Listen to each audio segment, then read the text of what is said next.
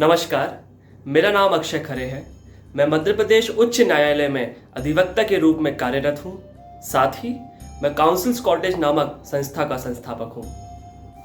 मानव अधिकारों की पढ़ाई करते करते हाल ही की बात है, मेरा ध्यान पशु पक्षी के अधिकारों पर गया और साथ ही मैंने इंसान की संवेदनशीलता को परखने की कोशिश करी। चलिए इस बात को आगे बढ़ाने से पहले मैं इतिहास की कुछ घटनाओं को याद करना चाहूँगा। प्लासी के युद्ध के 1 वर्ष पहले की बात है।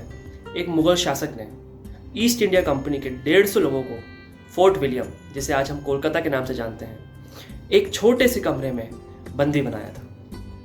2-3 घंटे बाद देखा तो उसमें से 123 लोग सफोकेशन की वजह से मर चुके थे। समय के साथ साथ इंसान की संवेदनशीलता में भी विकास आया। हमें संविधान मिला, संविधान के साथ हमें मानव अधिकार मिले और उसमें से एक अधिकार राइट टू फ्रीडम आर्टिकल 19 मिला, जिससे हमें तो अभिव्यक्ति का मौका मिल गया, लेकिन कोई एक ऐसा है जिसको आज भी अभिव्यक्ति का मौका नहीं मिला।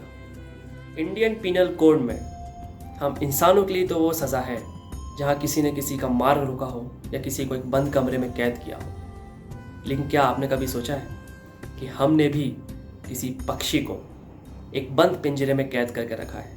आपने कभी ये सोचा है कि किसी पक्षी को अपने मनोरंजन के लिए एक पिंजरे में बंद करना, वह पक्षी जो प्राकृतिक रूप से उड़ने के लिए बना है, उसको एक ऐसे पिंजरे में बंद करना जहां वो अपने पूरे पंख भी नहीं खोल सकता, कितना बड़ा अपराध है। जी, अब तो आप समझ ही गए होंगे कि वाइल्ड लाइफ प्रोटेक्शन एक्ट के शेड्यूल 4 में रखा गया यह पक्षी कोई और नहीं, पैरट है, जिसको हम तोता या मिट्ठू के नाम से जानते हैं। कई बार ये पाया गया है कि किसी घर के पिंजरे में एक बंद तोता एक नादान बच्चे की जिद का परिणाम होता है। सोचिए अगर उसी बच्चे का बचपन से ऐसा परामर्श किया जाए कि उसको पता रहे कि जाने अनजाने में वो एक पक्षी के साथ किस तरीके का दुर्व्यवहार कर रहा है, तो हो सकता है कि अगली वाली पीढ़ी कुछ और ही कमाए। साथ ही हम ये ध्यान नहीं रखते कि वह पक्षी क्या खाने के लिए बना है।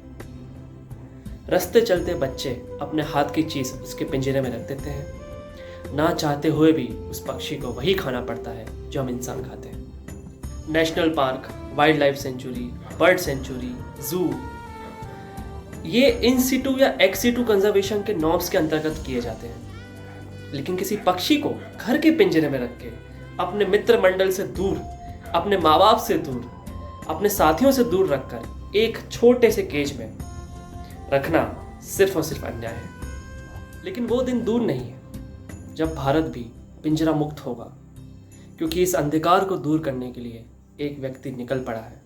मैं धन्यवाद देना चाहूँगा धर्मेंद्र शाह जी का, जिन्होंने अपनी माता से प्रेरणा लेकर मिशन पंख को जन्म दिया। मैं धर्मेंद्र शाह जी को, जो कि ईश्वर के तोहफे की तरह इस प्रकृति में संतुलन बनाए रखने के लिए काम कर रहे हैं, अपने निस्वार्थ भाव से अपना खून पसीना दे रहे हैं, उनके लिए मैं अपना आभार व्यक्त करता हूँ। मैं चाहता हूँ कि इसी तरीके से आप काम करते रहें और पूरे भारत को पिंजरा मुक्त कर दें। इस मिशन पंख में काउंसिल्स कॉटेज आपके साथ है। धन्यवाद।